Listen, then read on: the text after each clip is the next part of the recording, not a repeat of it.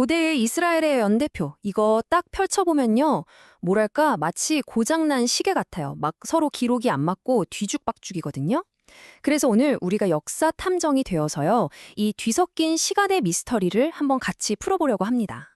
네, 바로 이 질문이 오늘 우리가 파헤칠 미스터리의 핵심이에요. 아니, 생각해보세요. 성경에는 왕들이 몇 년 다스렸는지, 무슨 큰일이 있었는지, 그런 정보가 정말 가득하거든요. 근데 왜 이걸 가지고 딱 떨어지는 연대표 하나 만들기가 이렇게 힘든 걸까요? 이상하죠? 자, 화면을 보시면 문제가 뭔지 바로 감이 오실 거예요. 왼쪽, 이게 바로 우리가 생각하는 타임라인이죠. 아주 깔끔하게 직선으로 쭉 이어지잖아요. 근데 고대 이스라엘 기록을 보면 오른쪽처럼 돼요. 왕들의 통치 기간이 막 겹치고 어떤 숫자는 그냥 숫자가 아니라 특별한 의미가 담겨 있고 완전히 다른 시간의 세계인 거죠. 자, 그럼 이 고대 연표라는 거대한 퍼즐, 그 첫 번째 조각부터 한번 맞춰볼까요? 보통 우리가 고대 역사를 공부할 때 힘들다 하면 자료가 부족해서라고 생각하잖아요. 근데 이스라엘 역사는요, 놀랍게도 정반대예요. 문제는 정보가 없어서가 아니라 그 정보가 기록된 방식 자체가 우리 생각과는 너무 다르다는 데 있습니다. 이게 핵심이에요. 자, 그럼 이 미스터리를 풀려면 가장 유력한 용의자부터 살펴봐야겠죠? 그게 누구냐고요? 바로 역사 기록의 원본, 성서 그 자체입니다. 이게 정말 핵심인데요. 열왕기나 역대기 같은 책들이요. 오늘날 우리가 보는 역사 교과서가 아니라는 거예요. 그냥 객관적인 사실만 쭉 나열하려고 쓴 책이 아니고요. 우리 민족한테 왜 이런 일이 일어났을까? 이 질문에 대한 답을 신앙의 눈으로 써내려간 일종의 신학 이야기 책이었던 거죠. 그러니까 이 책을 쓴 사람들한테 중요했던 건 언제, 어디서, 누가 같은 팩트 그 자체가 아니었어요. 그보다는 그 모든 사건 뒤에 숨겨진 신의 뜻, 다시 말해 왜? 라는 신학적인 의미가 훨씬 더 중요했던 겁니다. 바로 이 목적을 알아야만 이 뒤죽박죽인 연대기에 암호를 풀 수 있는 열쇠를 쥐게 되는 거죠. 좋습니다. 그럼 이제 본격적으로 저자들이 남긴 시간 기록, 이 연대기 속에 숨겨진 단서들을 하나씩 파헤쳐 보도록 하죠. 자, 첫 번째 단서는 비교 연대법이라는 건데요. 이름이 좀 어렵나요? 근데 내용은 간단해요. 말 그대로 A나라 왕이 언제 즉위했는지를 기록할 때 B나라 왕이 다스린 지 몇 년째 되던 해였다. 이런 식으로 이웃나라 왕의 시간에 맞춰서 기록하는 방식이에요. 바로 이 구절을 보시면 딱 이해가 되실 겁니다. 유다의 아사 왕이 됐다는 사실을 그냥 기록하는 게 아니라 이스라엘 왕 여로보암 20년째 되던 해에라고 콕 집어서 말하죠. 그러니까 이웃 나라의 시간표에 딱 핀을 꽂아서 설명하는 거예요. 두 나라의 역사가 마치 톱니바퀴처럼 서로 맞물려 돌아가는 거죠. 두 번째 방법은 이것보다 우리한테 좀 더 익숙한 방식일 거예요. 어떤 큰 사건을 왕의 통치 기간에 바로 연결해서 기록하는 거죠. 네, 이 구절을 한번 보세요. 아스르가 쳐들어왔다는 엄청난 사건이 히스기야 왕 14년이라는 시간 좌표에 딱 찍혀 있죠. 이 말은 뭐냐면 당시에는 왕의 통치 기간 자체가 그 시대의 달력이나 마찬가지였다는 뜻입니다. 그리고 세 번째 방식이 있는데요. 이건 앞선 두 가지하고는 차원이 좀 다릅니다. 단순히 시간을 기록하는 걸 넘어서 저자들의 아주 거대한 신학적 세계관이 드러나거든요.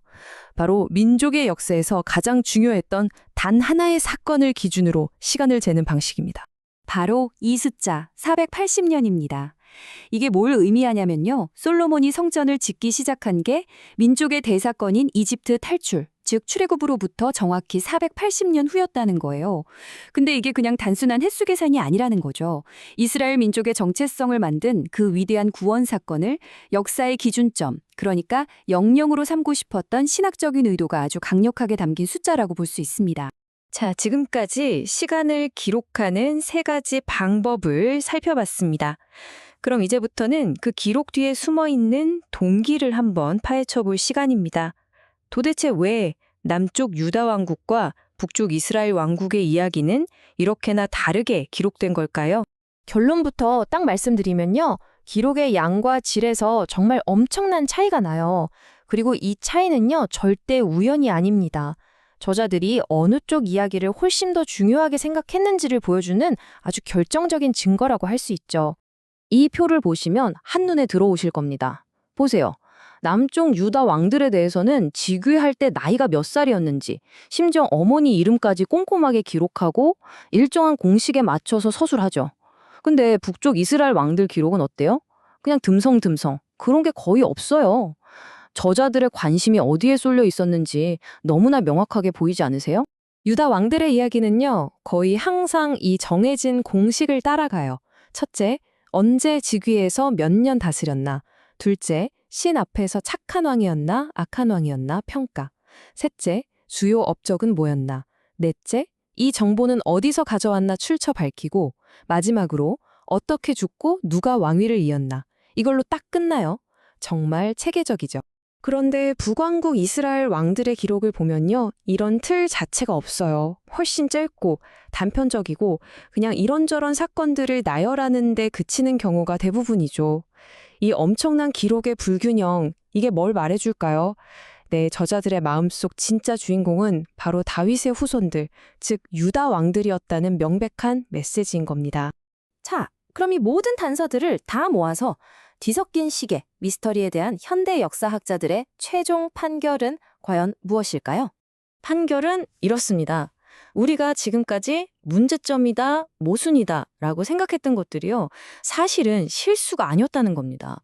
오히려 저자의 의도를 드러내기 위한 가장 중요한 메시지였다는 거죠. 그러니까 연대기의 불일치는 고쳐야 할 버그가 아니라 우리가 읽어내야 할 일종의 숨겨진 코드, 즉 의도된 기능이었던 셈입니다. 이게 바로 현대 역사학자들이 고대 문서를 다루는 방식이에요. 첫째, 연대기가 뒤죽박죽인 걸 피하지 않고 그대로 인정합니다. 둘째, 근데 왜 이렇게 썼을까? 어떤 목적이 있었을까? 하고 질문을 던지죠. 그리고 마지막으로, 아하! 이 패턴은 다윗 왕조가 신의 특별한 선택을 받았다는 신학적 메시지를 강조하기 위한 장치였구나 하고 그 의도를 발견하는 겁니다. 결론적으로 성서의 시간은 1초, 2초 정확하게 재는 스톱워치가 아니었던 거예요. 그보다는 무엇이 옳고 그른지, 역사가 결국 어디로 가야 하는지를 알려주는 거대한 신학적 나침반에 가까웠던 거죠. 그러니까 시계는 처음부터 고장난 게 아니었습니다. 단지 우리가 그 사용법을 제대로 몰랐을 뿐이에요. 오늘 이야기는 우리에게 이런 질문을 던지는 것 같아요. 어쩌면 역사의 진짜 목적이라는 게 그냥 과거에 무슨 일이 있었는지 기록하는 데서 끝나는 게 아니라 그 과거에 의미를 부여하고 그걸 통해 지금의 우리를 돌아보게 하는 거울 같은 역할을 하는 건 아닐까요? 한 번쯤 깊이 생각해 볼 만한 질문인 것 같습니다.